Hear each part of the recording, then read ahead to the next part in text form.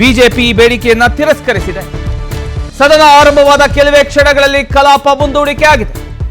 ಲೋಕಸಭಾ ಕಲಾಪ ಮಧ್ಯಾಹ್ನ 2 ಗಂಟೆಗೆ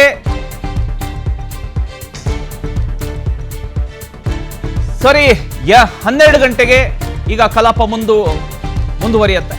ಸದನ ಆರಂಭವಾದ ಕೆಲವೇ ಕ್ಷಣಗಳಲ್ಲಿ ಕಲಾಪವನ್ನ ಮುಂದೂಡಲಾಯಿತು.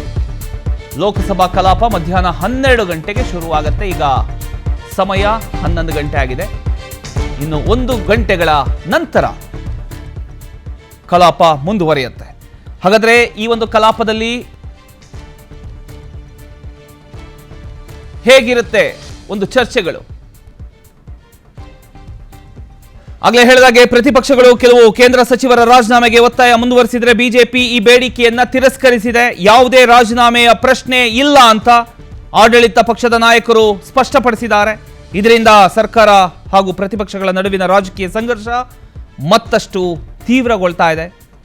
3ನೇ ದಿನದ ಸಂಸತ್ ಕಲಾಪ ಆರಂಭಕ್ಕೂ ಮುನ್ನವೇ ರಾಜಕೀಯ ವಾತಾವರಣ ಕಾವೇರಿದೆ. ಒಂದ್ ಕಡೆ ಪ್ರತಿಪಕ್ಷಗಳ ಪ್ರತಿಭಟನೆ, ಮತ್ತೊಂದು ಕಡೆ ಸರ್ಕಾರದ ಶಾಸನ ಕಾರ್ಯ.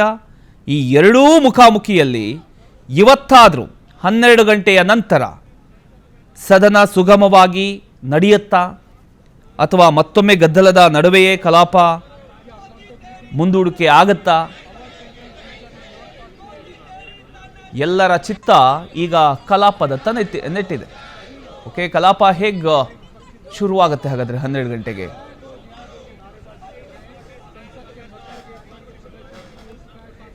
ಮೂರನೇ ದಿನದ ಕಲಾಪಕ್ಕೂ ಮುನ್ನ ಮಕರ ದ್ವಾರದ ಬಳಿ ಪ್ರತಿಪಕ್ಷಗಳ ಪ್ರತಿಭಟನೆ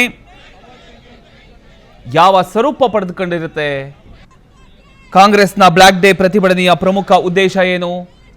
ನಿನ್ನೆ ನಡೆದಿರತಕ್ಕಂಥ ಒಂದು ಪ್ರೊಟೆಸ್ಟ್, ವಿದ್ಯಾರ್ಥಿಗಳಿಗೆ ಅನ್ಯಾಯ ಆಗ್ತಾ ಇದೆ. ನೀಟ್ ಪ್ರಶ್ನೆ ಪತ್ರಿಕೆ ಸೋರಿಕೆ ವಿಚಾರಕ್ಕೆ ಸಂಬಂಧಪಟ್ಟ ಹಾಗೆ ಕ್ರಮ ಆಗಬೇಕು. ಕೇಂದ್ರ ಶಿಕ್ಷಣ ಸಚಿವರಾಗಿರತಕ್ಕಂಥ ಧರ್ಮೇಂದ್ರ ಪ್ರಧಾನ್ ಅವರು ರಾಜೀನಾಮೆಯನ್ನು ಕೊಡಬೇಕು. ಅದರ ಜೊತೆಗೆ ಈಗ ಹೊಸದಾಗಿ ಕೇಳಿ ಬಂದಿರತಕ್ಕಂಥದ್ದು, ರಾಹುಲ್ ಗಾಂಧಿ ಅವರು ಪಟ್ಟು ಹಿಡಿದು ಕೂತಿದ್ದಾರೆ. ಧರ್ಮೇಂದ್ರ ಪ್ರಧಾನ್ ಮಾತ್ರ ಅಲ್ಲ, ಧರ್ಮೇಂದ್ರ ಪ್ರಧಾನ್ ಅವ್ರ ಜೊತೆ ಮೋದಿ ಅವರು, ಅಮಿತ್ ಶಾ ಅವರು ಕೂಡ ರಾಜೀನಾಮೆಯನ್ನು ಕೊಡಬೇಕು. ಅವರು ಕೊಡೋವರೆಗೂ ನಾವು ಪಟ್ಟು ಸಡಿಲಿಸೋದಿಲ್ಲ ಅನ್ನುವಂಥ ವಿಚಾರಕ್ಕೆ ಸಂಬಂಧಪಟ್ಟ ಹಾಗೆ ದೊಡ್ಡ ಮಟ್ಟದಲ್ಲಿ ಈಗ ಪ್ರೊಟೆಸ್ಟ್ ಕೂಡ ಒಂದು ಕಡೆ ನಡೀತಾ ಇದ್ರೆ, ಈಗ ಸದನದಲ್ಲಿ ಈ ಒಂದು ವಿಚಾರಕ್ಕೆ ಸಂಬಂಧಪಟ್ಟ ಹಾಗೆ ಚರ್ಚೆಗಳು ನಡೀತಾ ಇದ್ದಾವೆ. ಹಾಗಾದ್ರೆ ಶಾಸನ ಕಾರ್ಯ ಯಾವಾಗ ನಡೆಯುತ್ತೆ? ಸರ್ಕಾರದ ಶಾಸನ ಕಾರ್ಯ ಅಚ್ಚುಕಟ್ಟಾಗಿ ನಡೆಯುತ್ತಾ ಇವತ್ತು? ಅದರ ಬಗ್ಗೆ ಧ್ವನಿ ಎತ್ತಲಾಗತ್ತಾ? ಕಾದ್ ನೋಡಬೇಕಾಗಿದೆ. ಎರಡೂ ವಿಚಾರಗಳು ಈಗ ಮುಖಾಮುಖಿಯಾಗಿದ್ದಾವೆ. ಎರಡು ವಿಚಾರಗಳು. ಹೊರಗಡೆ ದೊಡ್ಡ ಮಟ್ಟದಲ್ಲಿ ಪ್ರೊಟೆಸ್ಟ್ ನಡೀತಾ ಇದೆ.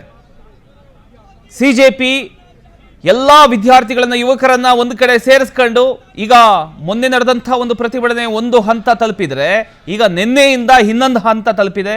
ಮೋದಿಯವರ ನಿವಾಸಕ್ಕೆ ಕೂಡ ಮುತ್ತಿಗೆ ಹಾಕೋದಕ್ಕೆ ಯುವಕರು ಹೊರಟಿದ್ರು. ಇನ್ನೊಂದು ಕಡೆ ಲಾಠಿ ಪ್ರಹಾರ ನಡೀತಾ ಇದೆ. ಎಷ್ಟೋ ವಿದ್ಯಾರ್ಥಿಗಳಿಗೆ ಗಾಯಗಳಾಗಿದ್ದಾವೆ. ಇನ್ನೊಂದು ಕಡೆ ಪೊಲೀಸ್ ಕಾರುಗಳು, ಜೀಪ್ಗಳು ಜಖಮ್ ಆಗಿದ್ದಾವೆ. ಕಲ್ಲು ತೂರಾಟ ನಡೀತಾ ಇದೆ. ಎಸ್, ಅದೃಶ್ಯದಲ್ಲಿ ಒಂದ್ ಕಡೆ ನೋಡ್ತಾ ಇದ್ದೀರಿ ನೋಡಿ.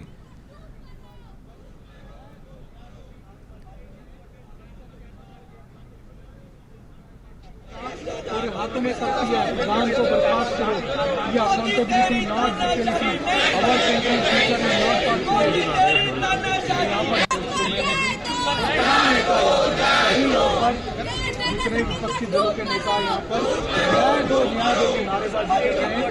संसद के मकर गेट बंद प्रदर्शन शुरू हो चुका है सांसदों का, और हाथों में शक्ति है। विधान को बर्खास्त करो या accountability not dependency our country future में नॉट पार्टी।